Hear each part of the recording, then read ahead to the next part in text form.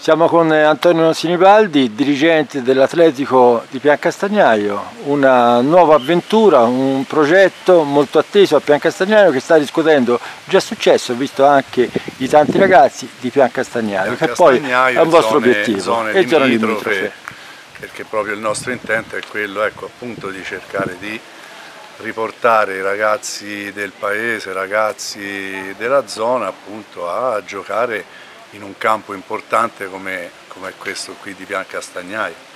Certo. Questo è grazie anche alla collaborazione dell'Unione Sportiva Pianese, che ci consente appunto di sfruttare il loro impianto, che potrebbe essere un valore aggiunto anche per la nostra squadra, perché giocare in un campo del genere logicamente... Certo, ricordiamo è un campo sintetico, di livello, possiamo dire anche livello nazionale, insomma, professionistico, sì, certo. E così via. Quindi ecco, grazie anche all'Unione Sportiva Pianese che ci consente appunto di poter fare anche un salto di qualità, ecco, rispetto alle altre magari partecipanti al nostro campionato di terza categoria. Allora, su Amiata News abbiamo già pubblicato proprio all'inizio di questa avventura quali erano gli obiettivi. Gli obiettivi sono in realtà abbastanza semplici, quelli di riportare un certo tipo di ambiente nello stadio, vedere magari, ecco, gente divertirsi, ecco, vedere le famiglie, vedere le mamme, le fidanzate, Sì, riportando anche giocatori, perché ricordiamo sono tutti ragazzi che hanno militato locali, che magari gli anni precedenti hanno militato in varie categorie, nelle squadre qui della zona. Loro hanno avuto esperienze. Hanno avuto anche esperienze, insomma, ecco, importanti proprio come si sta dicendo. Categorie superiori, fino alla prima categoria, promozione. Allora, un allenatore, abbiamo prima intervistato Simone Coppi, io vorrei ribadire una cosa, Antonio, qui c'è molto passione, c'è soprattutto volontariato, qui si fa veramente con l'amore dello sport. Passione, ecco, questa è una cosa da ricordare. Perché ecco, questo mi preme, ecco, farlo presente, che questi sono ragazzi che lo fanno solo ed esclusivamente per la passione, la voglia, ecco, di giocare, e giocare principalmente nel loro stadio.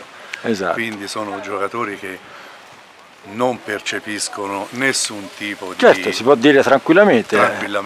Certo. Giocano proprio per... fanno il loro lavoro, d'altronde, ecco, non è il loro mestiere, non è quello lì. Ognuno ha il suo lavoro, quindi ecco. E questo è lo spirito proprio con cui vogliamo portare avanti questa nuova avventura, ecco.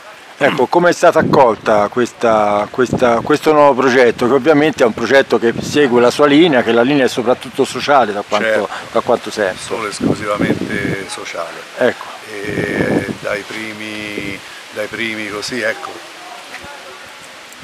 dire sondaggi mi sembra un po', però... Ecco, vabbè, avete tassato un po' il terreno, visto che stiamo in un campo da calcio. Il terreno nel paese, ho constatato, ecco, che c'è un interesse, la gente ha preso questa nuova avventura con uno spirito più che positivo, ecco. Ecco, c'è qualcuno che vi sostiene, ora dobbiamo entrare anche in questi argomenti, non è una questione pubblicitaria. Logicamente, ecco, non possiamo fare tutto con le nostre forze, abbiamo delle aziende che vi sostengono, sostenuto. C'è anche la parte agonistica, perché c'è una parte competitiva a quale campionato siete iscritti, e domenica 24 di settembre inizia la Coppa Toscana di terza categoria. Ecco. Prima partita fuori casa con il Cetona, poi avremo l'impegno casalingo invece con il Castiglion d'Orcia. Dopodiché il 15 di ottobre avrà inizio il campionato vero e proprio di terza categoria.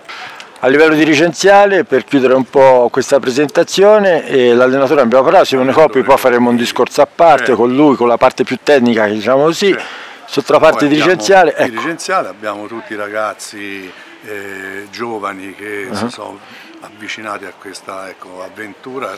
Abbiamo il segretario che è Farnetani Matteo, poi abbiamo altri dirigenti accompagnatori come Sinibaldi Francesco, come Scapigliati Valerio, abbiamo altri dirigenti come Scapigliati Fabio, i gemelli delle Macchie, Antonio e Florido, Alessio Mannini, che è quello che diciamo si preoccupa delle sponsorizzazioni, ecco, diciamo, è il nostro commerciale, è quello che ci consente di poter affrontare questa avventura con un minimo di tranquillità, perché anche se, ripeto, abbiamo atleti che non percepiscono nessun tipo poi di una serata come questa, insomma, che è freddo, piove, le spese comunque ci sono.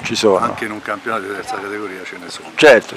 E quindi anche con l'aiuto poi della popolazione, che magari con piccoli contributi e che ci aiutano a sostenere queste spese. Ecco.